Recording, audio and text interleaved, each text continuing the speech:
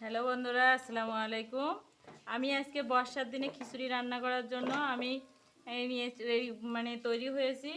আজকে আমি রান্না করব খিচুড়ি।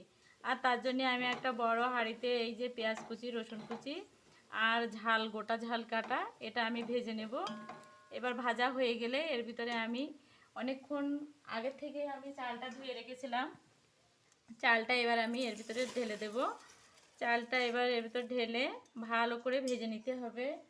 যতক্ষণ এটা একটু লালচে ভাব না আসবে ততক্ষণ এটাকে সুন্দর করে নেড়ে চেড়ে ভেজে নিতে হবে। ভোনা খিচুড়ি রান্না করতে গেলে একটু কষ্ট করতে হবে আর চালটা বেশি বেশি করে ভেজে নিতে হবে, তাহলে ভোনা খিচুড়িটা সুন্দর হবে। চাল আর ডাল একসঙ্গে আমি মিক্সড করে এবার ভালো করে নেড়ে চেড়ে ভেজে নেব।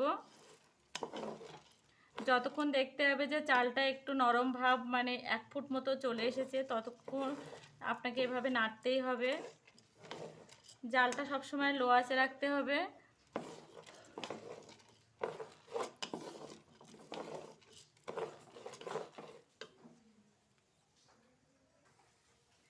এইবার এতে আমি লবণ, হলুদ, গোলমরিচের গুঁড়া, জিরের গুঁড়া, ধনিয়া গুঁড়া সব একসঙ্গে দিয়ে দিয়েছি।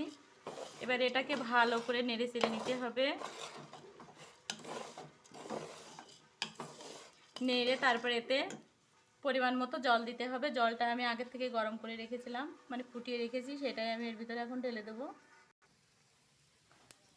দেখো চালটা ভেজে আমি কত সুন্দর করে নিয়েছি। এটা তো মানে মুখে বলে শেখানো যাবে না বা হাতে ধরেও শেখানো যাবে না, চোখ দিয়ে দেখে নিতে হবে। এবার আমি এতে ফুটিয়ে রাখা সেই জলটা ঢেলে দেব।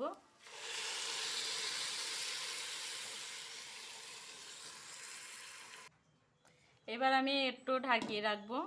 15 মিনিট বাদে আবার আমি আগলা করে এটাকে নেড়ে চেড়ে দেব। 15 মিনিট বাদে আবার আমি ফিরে আসলাম।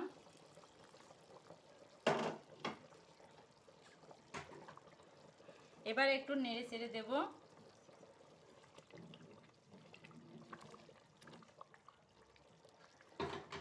আর দিয়ে দেবো সেই ভেজে রাখা আলুগুলো।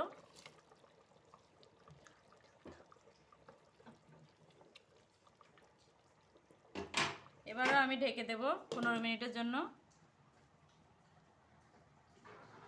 আবারও 15 মিনিট বাদে ফিরে আসলাম। আমি এতে এবার নারকেল দেব।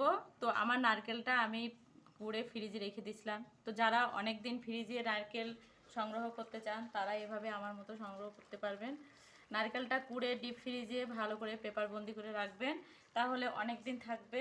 এতে রসেরও কোনো অসুবিধা হবে না।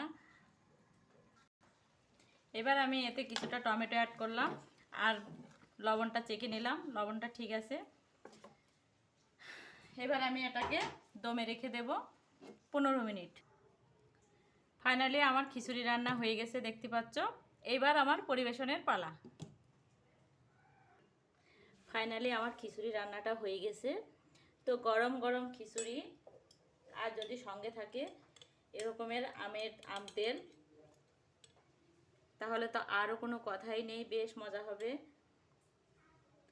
আম তেলের সঙ্গে খিচুড়িটা অনেক বেশি সুস্বাদু হয় আর অনেক বেশি মজা হয়। তো যাদের ঘরে আছে তারা অবশ্যই একবার বানিয়ে খাবেন কুনি। আমার ভিডিওটা এখানেই শেষ। আল্লাহ হাফেজ। ঝরঝরে খিচুড়ির সঙ্গে আমের আচার, তো খেতে বেশ মজা হবে। আপনারা একবার একটু খেয়ে দেখুন, আমিও খাচ্ছি। আল্লাহ হাফেজ।